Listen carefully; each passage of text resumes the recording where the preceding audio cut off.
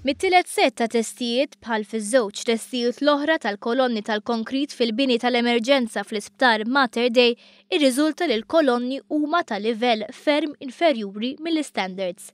Għaldaqstant mhumiex b'saħħithom biżżejjed biex fuqhom jinbnew iż-żewġ swali ppjanati.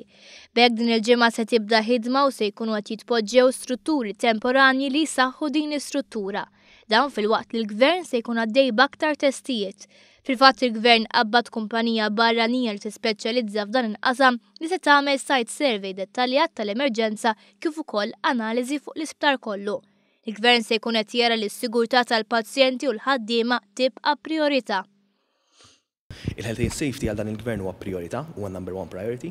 Għabbażi tal-informazzjoni li għandna u li qed timmerġi neħdu deċiżjoni mal-ewwel, qed inkunu trasparenti mal-stakeholders kollha, ninfurmaw l-unions b'kull żvilupp u lill-pubbliku wkoll u kull informazzjoni ġdida li se jkollna nagħmlu available lill-pubbliku kif għamilna llum u neħdu azzjoni dwarha mal-ewwel.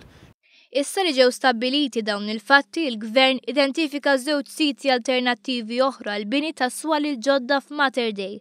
Dan għaliex jekk il-Gvern ma kienx se jidentifika siti oħra setgħu jintilfu fondi tal-Unjoni Ewropea.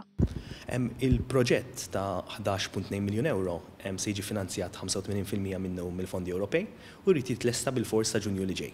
Għaldaqstant sakemm nagħmlu reinforcement tal-binja fejn kellna intenzjoni li nibnu, jekk dan isir ma nlaħqux sa' Ġunju.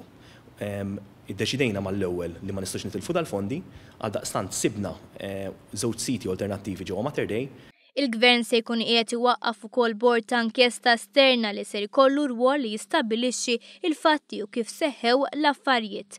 Il-bord se jkun qiegħed jikkopera u jagħti l-informazzjoni lill-Pulizija u jaħtar l-esperti tekniċi fejn meħtieġa. Issa li ħarġu dawn il-fatti, il-Gvern se jkun qed jitlob li tinġar ir-responsabilità politika kif ukoll ir-responsabilità teknika u kummerċjali.